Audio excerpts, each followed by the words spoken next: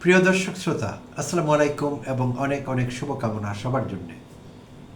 গতকাল আমাদের জাতীয় সংসদে, গতকাল ছিল মঙ্গলবার 21 এপ্রিল, জাতীয় সংসদে দুটো ইন্টারেস্টিং ঘটনা ঘটেছে। আর দুটো ঘটনাই ত্রয়োদশ জাতীয় সংসদের সংসদ সদস্যদের সুযোগ সুবিধা সংক্রান্ত দুটো বিষয়, এবং আর দুটো বিষয়ই সামহাও এনসিপির নাম জড়িয়ে গেছে। এনসিপি এবং জামায়াতে ইসলামীও জড়িয়ে পড়েছে পুরো বিষয়টিতে।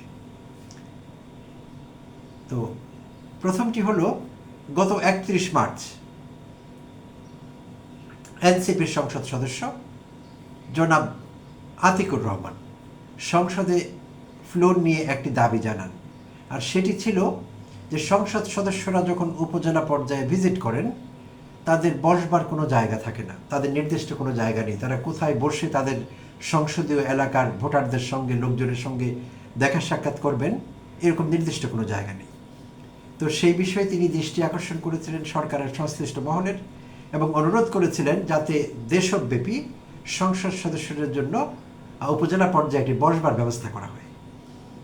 তো এই বিষয়ে গতকাল সংসদে ফ্লোর নিয়ে স্থানীয় সরকার প্রতিমন্ত্রী মীর শাহে আলম, জনাব মীর শাহে আলম দাঁড়িয়ে জানান যে সংসদ সদস্যদের জন্য একটি সুখবর বা সম্মানজনক খবর দেবার জন্য তিনি যা দাঁড়িয়েছেন।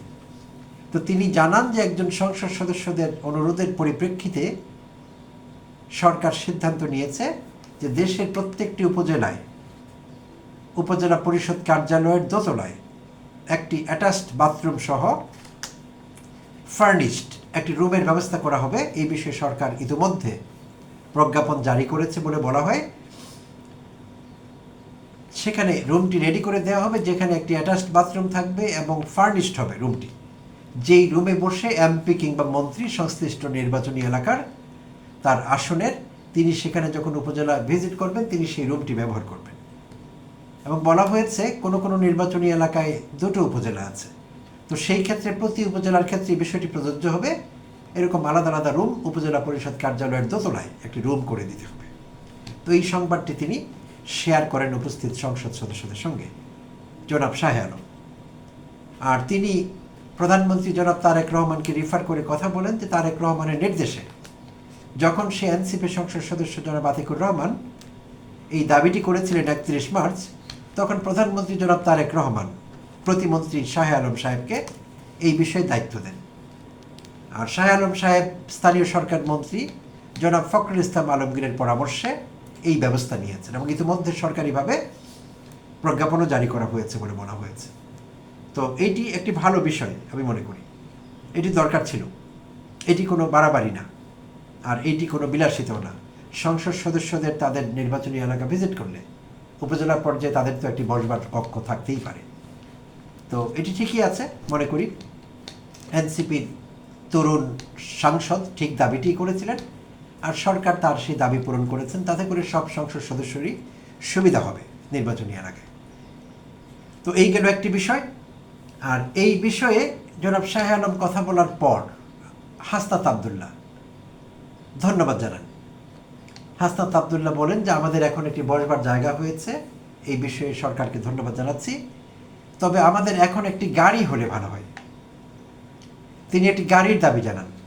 তিনি বলছিলেন যে বলতে লজ্জা করছে, একটু সংকোচ বোধ করে তিনি কথাটি প্লেস করছিলেন, দাবিটি যে বলতে সংকোচ হচ্ছে, লজ্জা হচ্ছে, আমরা নির্বাচনী এলাকায় বিভিন্ন জায়গায় জনসংযোগ করতে পারি না, যাতায়াতের একটু সমস্যা হয়, আমাদের একটি গাড়ির ব্যবস্থা করে দিলে ভালো হয়। তিনি একার জন্য বলেননি, সব সংসদ সদস্যদের উদ্দেশ্যে তিনি এই কথা বলেছেন।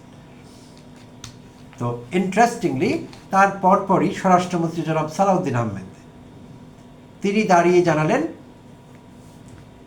তিনি প্রধানমন্ত্রীর কথা স্মরণ করিয়ে দিলেন। প্রধানমন্ত্রী জনাব তারেক রহমান সংসদ নেতা নির্বাচিত হওয়ার পরপরই ঘোষণা করেছিলেন যে বিএনপি ত্রয়োদশ সংসদে যারা এমপি হিসেবে কাজ করছেন বা করবেন, তারা কেউ সরকারি গাড়ি কিংবা ডিউটি ফ্রি গাড়ি কিংবা সরকারি প্লট কোনো সংসদ সদস্য বিএনপি দলীয় নেবেন না, এটি তিনি জানিয়ে দিয়েছিলেন। তো জনাব সালাউদ্দিন আহমেদ এটি স্মরণ করিয়ে দিলেন হাসনাত আবদুল্লাহকে। আর যদিও এখানে এই দাবিটি বিএনপির পক্ষ থেকে প্রথমে আসেনি, এই অঙ্গীকার আসলে প্রথম করেছিল জামায়াত ইসলামী। তো বিএনপি তাদের পদাঙ্ক অনুসরণ করেছে, ভালো কাজে অন্যকে অনুসরণ করা খুবই ভালো। তো আমি চমৎকার দুই পার্টিকে আমি অভিনন্দন জানাই এবং ধন্যবাদ জানাই। তারা চমৎকার একটি কাজ করেছেন, তারা এই সরকারি সুবিধাগুলো না নেবার ঘোষণা দিয়েছেন। তো বাট হাসনাত আবদুল্লাহ যে গাড়ি চাইলেন সেটির কি হবে? তো কাল থেকে জনপরিসরে হাসনাত আবদুল্লাহর এই গাড়ি চাওয়ার দাবিটি নিয়ে কথা হচ্ছে। এক একজন এক একভাবে বিষয়টি ইন্টারপ্রিট করছেন। কেউ বলছেন এনসিপি যেই দলের জোট, যেই জোটের দল 11 দলীয় জোট, জামায়াত ইসলাম নেতৃত্বাধীন জামায়াত পরিষ্কারভাবে নির্বাচন পূর্ব সময় জামায়াতের মহাসম্মেলনে প্রথম জামায়াতের আমির ডাক্তার শফিকুর রহমান বলেছিলেন, জামায়াত ক্ষমতায় গেলে তারা কখনোই সরকারি প্লট কিংবা ডিউটি ফ্রি গাড়ি নেবে না। আর নির্বাচনের পরও তারা ঘোষণা দিয়েছিলেন, সুস্পষ্ট ঘোষণা। তো সেই জন্য অনেকে বলবার চেষ্টা করছেন বা মৃদু সমালোচনা করছেন যে তাহলে হাসনাত এখন গাড়ি চাইছে কেন, সংসদ সদস্যদের তো গাড়ি নেবার কথা না। সুপ্রিয় দর্শক শ্রোতা, বিষয়টি আসলে একটু ব্যাখ্যার দাবি রাখে। এখানে পুরো বিষয়টির একটি বিশ্লেষণ দরকার। বিষয়টি যারা এভাবে কমেন্ট করছেন বা এভাবে চিন্তা করছেন তারা হয়তো সরলভাবে বিষয়টি দেখছেন, কিন্তু বিষয়টি আসলে এরকম না। হাসনাত কিন্তু ডিউটি ফ্রি গাড়ির কথা বলেননি। হাসনাত বলেছেন সরকারিভাবে সংসদ সদস্যদের গাড়ি ব্যবস্থা করে দিলে ভালো হয়, তারা যাতে যাতায়াত করতে পারেন সহজে। আর যে ডিউটি ফ্রি গাড়ির কথা বলা হচ্ছে, প্রিয় দর্শক শ্রোতা, আমরা যদি খেয়াল করে থাকি তাহলে বিগত বছরগুলোতে বিএনপি এবং আওয়ামী লীগ সরকার পালাক্রমে দেশ শাসন করেছে। তো তাদের সময় কিন্তু ডিউটি ফ্রি গাড়ি এমপিরা পেয়েছেন। সেই গাড়িগুলো বাইরে থেকে ইম্পোর্ট করা হতো এবং প্রতিটি গাড়ির দাম 1 কোটি থেকে শুরু করে কয়েক কোটি, 3, 4, 5 কোটি টাকাও কিন্তু সেই গাড়িগুলোর দাম ছিল। তো সেই গাড়িগুলো ছিল ডিউটি ফ্রি। তার মানে হলো এই গাড়িগুলোতে সংশ্লিষ্ট সংসদ সদস্যরা 2-3 কোটি থেকে শুরু করে 7-8 কোটি টাকা পর্যন্ত শুল্ক রেয়াত পেয়েছিলেন। অর্থাৎ 2-3 কোটি থেকে শুরু করে নিম্ন, এটি ডিপেন্ড করেছে গাড়ির দামের উপর। সব এমপি কিন্তু একই রকম গাড়ি আনেননি। কেউ কেউ এনেছেন প্রাডো, তারা টয়োটা ল্যান্ড ক্রুজার সিরিজের প্রাডো এনেছেন। তো কেউ কেউ টয়োটা ল্যান্ড ক্রুজার এনেছেন, কেউ কেউ মিৎসুবিশি পাজেরো এনেছেন। তো এটা ডিপেন্ড করেছে। তো গাড়ির দাম অনুযায়ী এই শুল্ক রেয়াত তারা পেয়েছেন। আর সেখানে শুল্ক, তারপর সম্পূরক শুল্ক, ভ্যাট, এই সব কিছু বাদ দিলে এক একজন সংসদ সদস্য প্রতিটি গাড়ির পেছনে 2-3 কোটি থেকে শুরু করে 7-8 কোটি পর্যন্ত রেয়াত পেয়েছেন, শুল্ক রেয়াত। তো সেখানে সংসদ সদস্যরা লাভবান হয়েছেন নিঃসন্দেহে। আবার অনেকে সিডান গাড়িও এনেছেন, লাক্সারিয়াস কারের মতো যে গাড়িগুলো, সেখানে BMW ছিল, তারপর মার্সিডিজ বেঞ্জ ছিল, এরকম গাড়ি অনেকে আনিয়েছেন। তো অনেকে আবার দেখা গেছে সেই গাড়িগুলো কয়েক কোটি টাকা মার্জিনে বাইরে কোনো ব্যবসায়ীর কাছে বা কারো কাছে বিক্রি করে দিয়েছেন। অর্থাৎ গাড়ি আনি এবং গাড়ি বিক্রি করে 2-3-4 কোটি টাকা অনেকের মার্জিন হয়েছে, ব্যবসা করেছে, আর রাষ্ট্র শুল্ক হারিয়েছে। তো এই ছিল আসলে জামায়াতের এই গাড়ি বা প্লট, সরকারি প্লট না নেওয়ার পেছনের যুক্তি।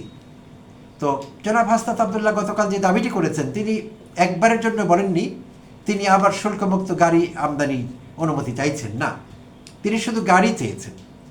তো আমাদের এখানে মনে রাখতে হবে, সরকারি পুলে শত শত গাড়ি আছে। তো সেই গাড়ির কিছু আছে রানিং, কিছু আছে রিপেয়ার করবার জন্য অপেক্ষা করছে। তো সরকারি পুল থেকে সমন্বিতভাবে ব্যবস্থা নিলে 300 সংসদ সদস্যের জন্য 300 গাড়ি বের করা খুব ডিফিকাল্ট কিছু হবে না। সেগুলো রিপেয়ার করিয়ে নিলে অনায়াসে একজন সংসদ সদস্য সেই গাড়ি ব্যবহার করতে পারবে। আবার সব সংসদ সদস্যের হয়তো সেই গাড়ি দরকারও হবে না, এবং তারা নিজেদের ইজ্জতের জন্য সেটি ঝামেলাপূর্ণ মনে করতে পারেন। কারণ অনেক ইজ্জতালি আছেন, তারা দামি দামি গাড়ি চালান, তাদের গাড়ির দাম কয়েক কোটি টাকা। তো সেই সব ইজ্জতালিরা এই গাড়ি নেবেন না, না নিলে গাড়ি আমাদের আরও কম লাগবে। হাসনাত আবদুল্লাহর মতো যারা তরুণ এমপি, যারা ব্যবসা বাণিজ্য করে অনেক টাকার মালিক হতে পারেননি, কোটি কোটি টাকা দামের গাড়ি তাদের নেই, তো তারা উপকৃত হবেন। সব এমপিরা নেবেন না সেই গাড়ি, দরকারও হবে না। তো সেই জন্য বলছি যে এই দাবিটি অমূলক নয় এবং এটি পূরণ করা যাবে। সরকার চাইলে হাজার হাজার কোটি টাকা সরকারকে ব্যয় করতে হবে না, এমনকি শত কোটি টাকাও ব্যয় করতে হবে না। আমরা অতীতে দেখেছি ঢাকা সিটি কর্পোরেশনের মেয়র শেখ বংশের ছেলে ফজলে নূর তাপস তিনি যখন মেয়র হিসেবে দায়িত্ব পালন করছিলেন তখন তার দুপুরের খাবার আনবার জন্য তার একটি দামি গাড়ি দরকার ছিল। একজন বিশেষ ড্রাইভার, নির্দিষ্ট অ্যাসাইন করা ড্রাইভার, একটি দামি গাড়ি, এই গাড়ির কাজ ছিল শুধু তার খাবার আনা, দুপুরের লাঞ্চ আনা। তো আমাদের আধিকারিকেরা বিভিন্ন জায়গায় এরকম বসে আছেন, তাদের অনেকেরই 3, 4, 5টি করে গাড়ি লাগছে। তো এইসব জায়গা থেকেও আমরা গাড়ি পেতে পারি। তো সব দিক বিবেচনায় সরকার চাইলে সতর্কভাবে 300 গাড়ি জোগাড় করা সংসদ সদস্যদের জন্য খুব বেশি ডিফিকাল্ট হবে না, এবং রাষ্ট্রের কোটি কোটি টাকা তাতে নষ্ট হবে না। বরং সংসদ সদস্যদের যাতায়াতের সুব্যবস্থা হলে জনগণের সঙ্গে তাদের সম্পৃক্ততা বাড়বে, নির্বাচনী এলাকার ভোটাররা তথা সেই সংশ্লিষ্ট আসনের মানুষেরা উপকৃত হবে। তাই যারা বুঝে বা না বুঝে হাসনাত আবদুল্লাহর এই দাবিটির সমালোচনা করছেন, তাদের বলবো দয়া করে ঘোলা পানিতে মাছ শিকার করবেন না। এটি হাসনাত আবদুল্লাহ শুল্কমুক্ত গাড়ি চাননি, আর সেটি পাবার কারো সম্ভাবনা নেই, কারণ সেটি 2 দলই অঙ্গীকার করেছেন। জাতির সঙ্গে এটি তাদের অঙ্গীকার, তারা সেই গাড়ি চাইছেন না। রাষ্ট্রের শত শত কোটি টাকা তারা অপচয় করবেন না বলে কথা দিয়েছেন, এবং সেই কথায় তারা স্টিক করবেন, লেগে থাকবেন বলে আমরা বিশ্বাস করি। আর অনায়াসী এইভাবে সরকারি পুলের গাড়ি ব্যবহার করে সরকার চাইলে সাশ্রয়ী উপায়ে মেম্বার অফ পার্লামেন্ট বা সংসদ সদস্যদের যাতায়াতের সুব্যবস্থা করতে পারেন, সেটি ডিফিকাল্ট কিছু না। তো আশা করছি সরকারের সংশ্লিষ্ট মহল বিষয়টি ভেবে দেখতে পারেন। আর যারা বিষয়টি নিয়ে কথা বলছেন, বিরুদ্ধাচরণ করছেন বা হাসনাতের সমালোচনা করছেন, তারা সেটি না করলেও পারেন। আর আরও কিছু ইন্টারেস্টিং ঘটনা ঘটেছে। হাসনাতের বক্তব্যের পর যখন জনাব সালাউদ্দিন আহমেদ বলেছিলেন প্রধানমন্ত্রীকে উদ্ধৃত করে যে প্রধানমন্ত্রীর অনুশাসন হলো এমপিরা এইসব সুবিধা নেবেন না, তখনই তার পরপর আবার জামায়াত আমির এবং বিরোধী দলীয় নেতা জনাব শফিকুর রহমান দাঁড়িয়ে বলেছিলেন যে ছোটদের দাবি মানতে হয়। হাসনাত আবদুল্লাহর দিকে তিনি ইঙ্গিত করছিলেন ছোটদেরকে না করতে হয় না। তো বেশ কিছুটা হাস্যরসাত্মক পরিস্থিতি তৈরি হয়েছিল, এবং যুদ্ধংদেহী অবস্থাটি কিছু সময়ের জন্য ছিল না, ভালোই ছিল সংসদের পরিবেশ। তো এই ছিল এরকম বিষয়টি। আর জামায়াতের আরেকজন সংসদ সদস্য জনাব শাহজাহান চৌধুরী দাঁড়িয়ে আবার জামায়াত আমিরকে মনে করাচ্ছিলেন যে বিরোধী দলীয় নেতাও এই বিষয়ে কথা বলেছিলেন অতীতে, যে সরকারি গাড়ি, প্লট এইগুলো আমরা নেব না। ঠিক আছে, তো সরকারি গাড়ি এইভাবে চাননি হাসনাত আবদুল্লাহ, তো সেই সমস্যার সমাধান হয়ে গেছে বলে মনে করছি। আর আরেকটি বিষয় হলো, সংসদে দাঁড়িয়েই সালাউদ্দিন আহমেদ বলেছেন যে তিনি প্রধানমন্ত্রীকে অনুরোধ করছেন এই বিষয়ে বসে কথা বলে বিরোধী দলীয় এমপিদের সঙ্গে সবাই মিলে এই বিষয়ে একটা বিহিত ব্যবস্থা যাতে করা হয়, সেই বিষয়ে তিনি অনুরোধ জানিয়েছেন প্রধানমন্ত্রীকে। তো বিষয়টি এখন এই জায়গায় আছে। তো খুবই সিম্পল, আর এই দাবিটি একেবারেই বিশাল কিছু না, তাই এটি নিয়ে বেশি কথা না বলাই বোধ আমার ভালো। আর এমপিরা এই সুবিধাটি পেলে আমাদের জন্য ভালো হবে বলে মনে করছি। প্রিয় দর্শক শ্রোতার সঙ্গে থাকবার জন্য অনেক অনেক ধন্যবাদ এবং কৃতজ্ঞতা জানবেন।